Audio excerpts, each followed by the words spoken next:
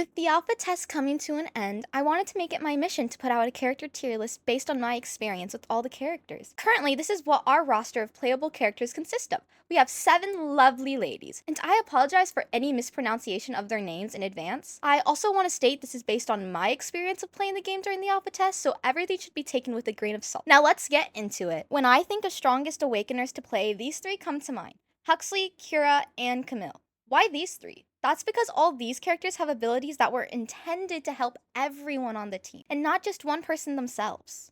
Huxley. Her abilities consist of her ult called Realm of Mist. Realm of Mist is when Awakeners find themselves in, well, the Realm of Mist. They will have their vision obscured, but leaving Huxley with clear vision. The mist hides the steps of its shadowy mistress. Her second skill is called Mark of Roge. Rogue? Roge. The Roge reveals Huxley's enemies through walls and gives them an outline, which in my opinion can be very OP in initiating a battle. Then her final skill, called Coupe de Grace. When Huxley finishes off a downed enemy, their squad mates' locations are revealed to her. Aside from locating enemies and trying to get a big flank on people, she's just another anime girl with a gun. But in all, she has some pretty OP abilities if used right. She's going into A tier. Next on the list, we have Kira. Her ult is called Digital Fortress. The fortress comes with 4 surrounding jump pads that lead to the top floor. Each wall of the fortress can be destroyed separately. When used in the right place and right time, having the high ground over people can come in handy. Her second skill is called Hollow Shield. Kira creates a holographic shield. The shield is made up of 4 parts, and each part can be destroyed separately. Allied fire can pass through the top shield. Up to 4 shields can exist at once, which can be useful if you're getting third party to block at least one side of you and your team. Her final skill is called Energy Matrix. When Kira is in her own digital fortress, she is protected by it. Digital Fortress continuously restores its creator's source energy and armor. Thinking of all these skills and how much impact they can give you and your team, when you truly think about it, it comes down to the user. If you can't use her abilities good at the right place, right time, then she's on the verge of a low B to high D.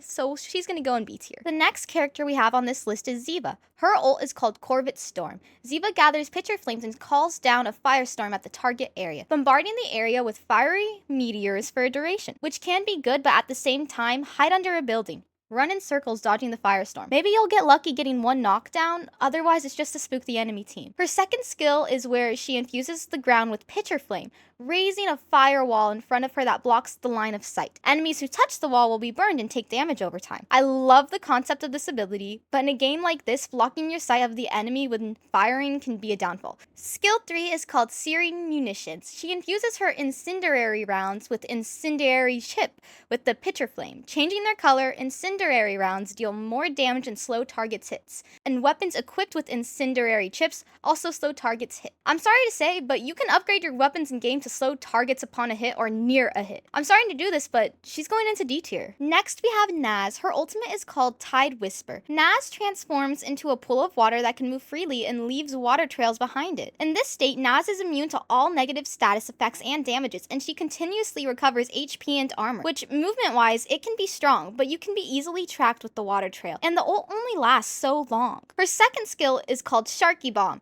Naz summons Sharky, who moves forward and leaves a trail of water. When Sharky encounters an enemy or reaches his max range, he jumps up and detonates, knocking up enemies struck. This is a decent movement ability, but when attacking, I say using Sharky as an entry into a doorway is the best use for this ability, or to throw into a smoke. Her third ability allows her to walk on water, which includes water that naturally forms from the map, and the water trails created by her abilities grant a movement speed bonus to her squad mates. I like the amount of movement this character has, but you have to do a lot to get a little value with her because her ult allows you a second chance at life, basically.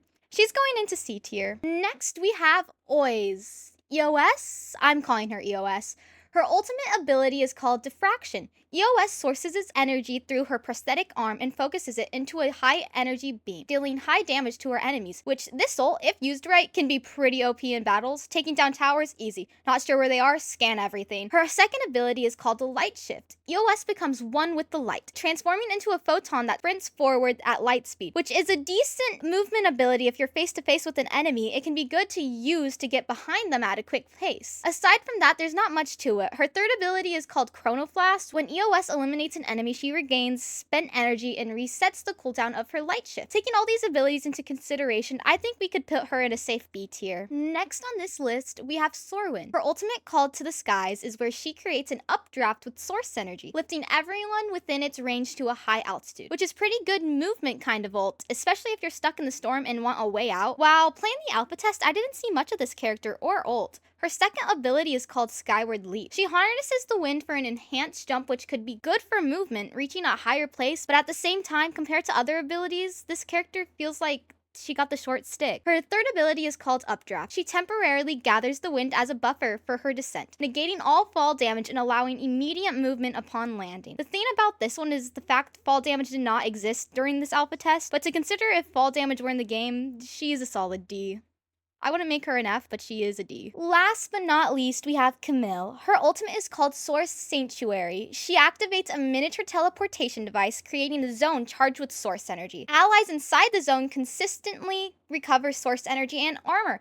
Allies outside the zone can teleport in, but have reduced movement speed while teleporting. You can teleport to the zone from pretty far away. I think someone in game said over 200 meters in game. I didn't get the chance to fact check that one though, so take it with a grain of salt. Either way, to be healed and revived and being able to TP out of battles is more than OP, especially in a squad match.